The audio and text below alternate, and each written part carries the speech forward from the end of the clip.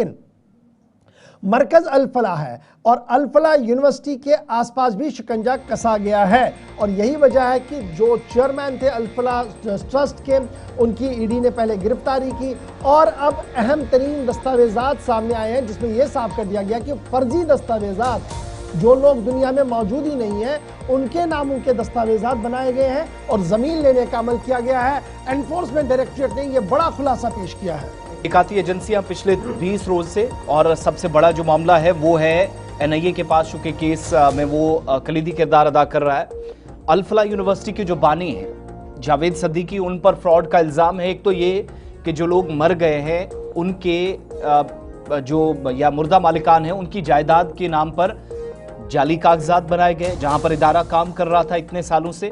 और तहकीकाती एजेंसी की जानिब से ये जब खुलासा किया गया तो कहा गया कि मालिकान की मौत के कई साल बाद, यानी जिन लोगों की जमीन थी उनकी मौत हुई और उसके कई बरसों के बाद इस तरफ ये पेशरफ्त हुई और फर्जी कागजात बनाए गए। ये भी पता चला कि इन्वेस्टिगेशन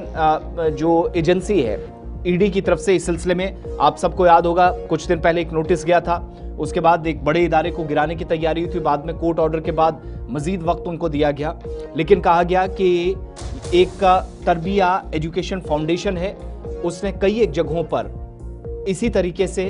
कागज इधर से उधर बनाए, छेड़छाड़ की। जो लोग दुनिया से चले गए थे उनके नाम पर उनकी मौत के कई सालों के बाद इस इदारे को कायम करने के लिए शुरुआत वहां से की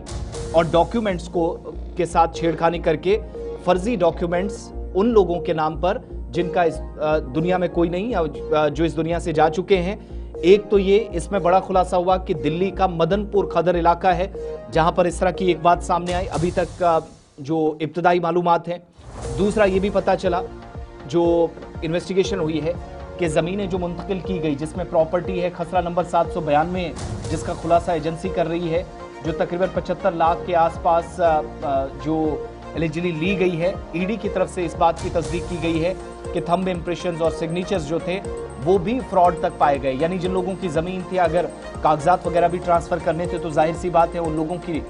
निशानदेही करनी थी अथॉरिटीज़ को। तो पता चला कि वो लोग दुनिया में हैं ही नहीं, उनके अंगूठे लगाए गए, थंब इम्प्रेशन लिया गया, सिग्नेचर्स कराए गए। और सिद्दीकी ने शुरुआती जो उस इदारे के साथ हुई, सबसे पहले तरबिया एजुकेशन फाउंडेशन से, वहाँ से बड़ा खुलासा होते होते बात अल फलाह यूनिवर्सिटी तक पहुँची। इसके अलावा आप सबको याद होगा कि ये तो केस एक चल ही रहा है जिसमें एनआईए दिल्ली वाले धमाकों में तहकीकात कर रही है, उसके साथ एक दूसरा मनी लॉन्ड्रिंग का जो केस था, उस केस में दरअसल ये बड़े खुलासे हुए और 2 हफ्ते कबल सिद्दीकी को गिरफ्तार भी किया गया था। ईडी की कस्टडी में पूछताछ चल रही है और हरियाणा के अंदर काम करने वाला ये इदारा जिसको अल फलाह यूनिवर्सिटी आप कहते हैं, ये 3 डॉक्टरों की गिरफ्तारी के बाद जो यहाँ काम भी कर रहे थे, पढ़ाने का भी और साथ साथ तहकीक भी चल रही थी, लेकिन व्हाइट कॉलर टेरर मॉड्यूल का हिस्सा बताए गए उस वक्त जब दिल्ली में धमाके 10 नवंबर 2025 को हुए और कई लोगों की मौत का जिम्मेदार उन डॉक्टरों को ठहराया गया। तो और ये इदारा जो है वो जांच एजेंसियों की उसके बाद जो है वो आंखों में आया और अब न सिर्फ अल फलाह यूनिवर्सिटी बल्कि इससे मुंसलिक छोटे इदारे, जैसे हमने एक इदारा बताया जहां पर जमीनों में भी गड़बड़ की गई, नामों में, कागजात बनाने में, शायद ये जांच का दायरा जितना वसी होता जाएगा मुश्किलात मुतलकीन के लिए बढ़ती चली जा रही हैं।